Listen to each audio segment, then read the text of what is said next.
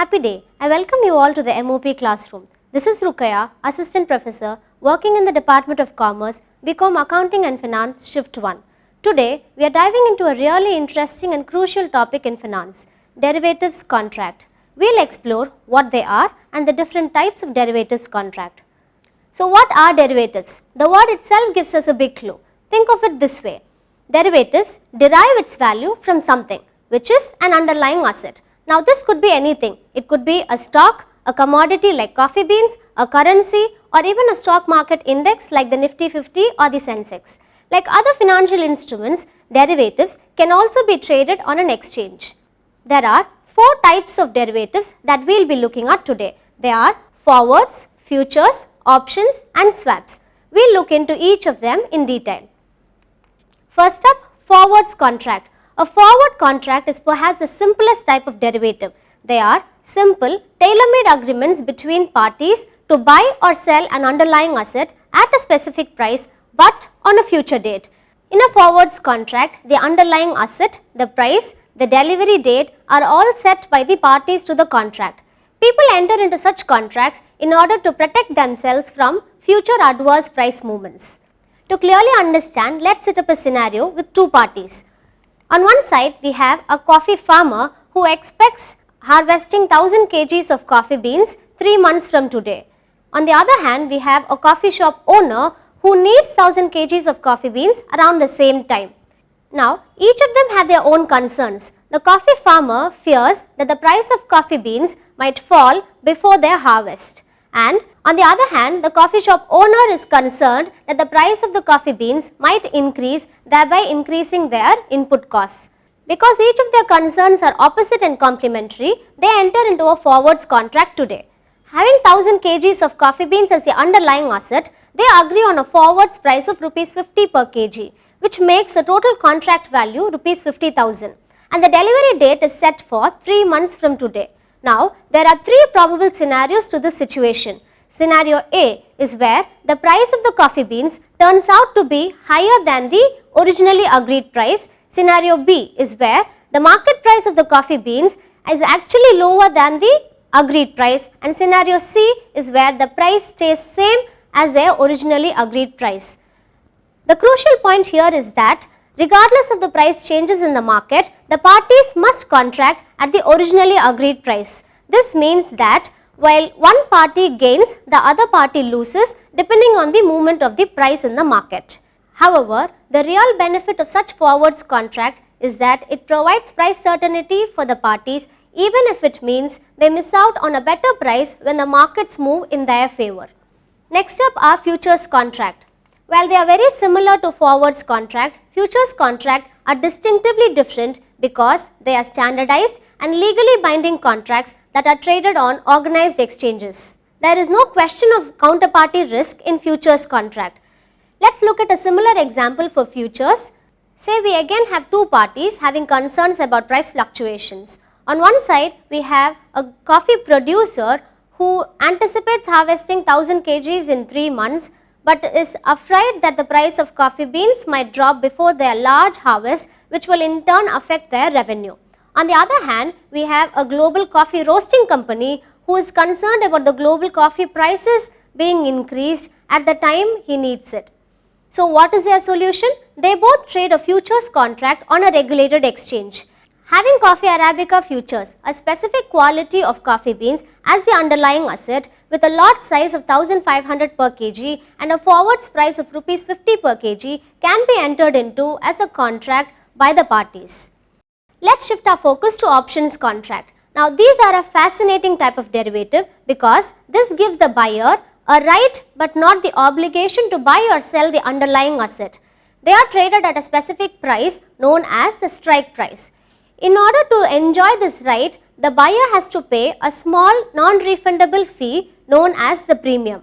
However, the buyer of options have to exercise the option on or before the expiration of the due date. Fundamentally, there are 2 types of derivatives, call and put. Call option.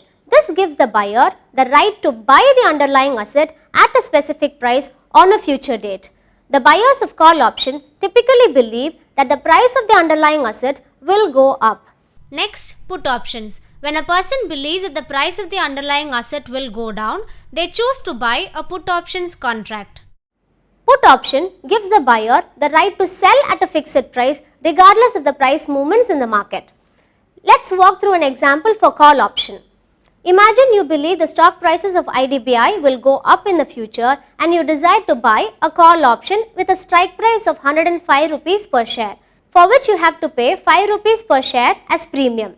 Now, there are two outcomes to this situation. Outcome 1 is where the price of the IDBI stock rises to 120 rupees. You now have the right to exercise your option to buy the IDBI shares at 105 rupees per share even though it is trading in the open market for 120 rupees. You thus earn a profit of 15 rupees per share, and after subtracting the premium of 5 rupees, you earn a net profit of 10 rupees per share.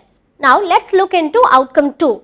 Outcome 2 is where the stock prices of IDBI falls to 90 rupees. You now have the right to buy at 105 rupees per share, but why would you want to buy at 105 rupees when it is available in the open market for 90 rupees? You wouldn't, right? So you wouldn't exercise your option and your loss would be confined to only the 5 rupees that you paid as premium. Let's look at a similar example for put options. This time you believe the IDBI's price will go down.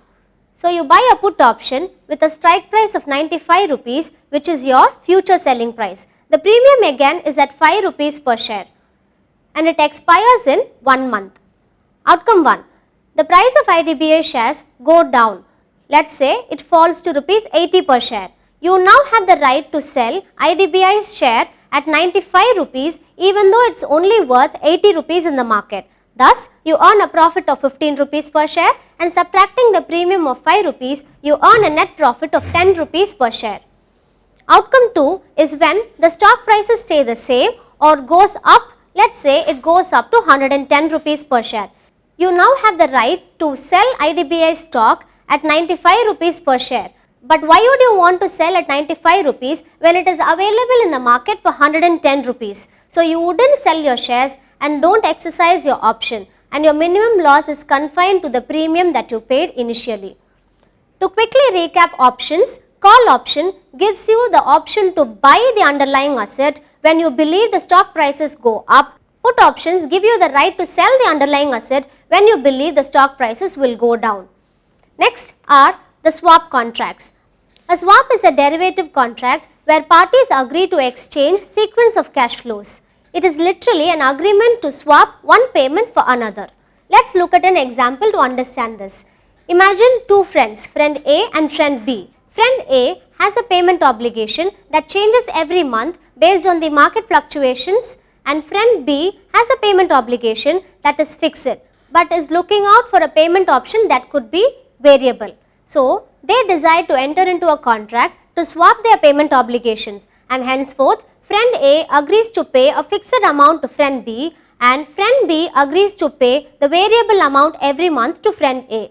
Now let's look at a real world financial example, a currency swap, an Indian company and a US company. An Indian company needs $1 million to purchase equipments from the US, while the US company needs 8.3 crore rupees, which is equivalent to $1 million, to expand their operations in India.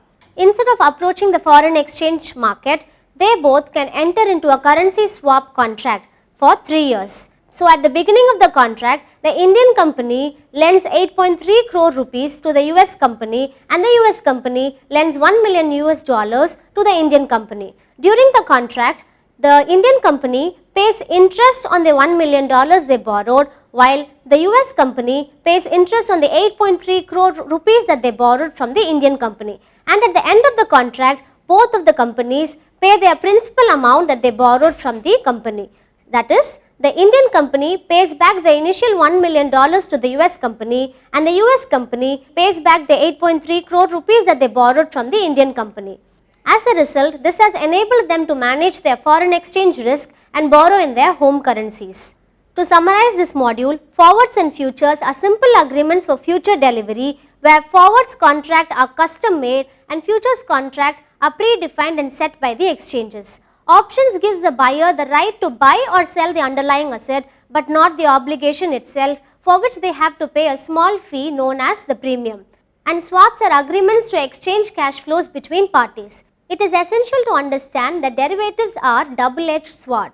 They provide immense potential for both profit and loss. Thus, they should be used wisely with adequate knowledge and expertise. Thank you for the attention. I hope the video was clear. For more such useful content, please like, share and subscribe to the M.O.P classroom. Thank you.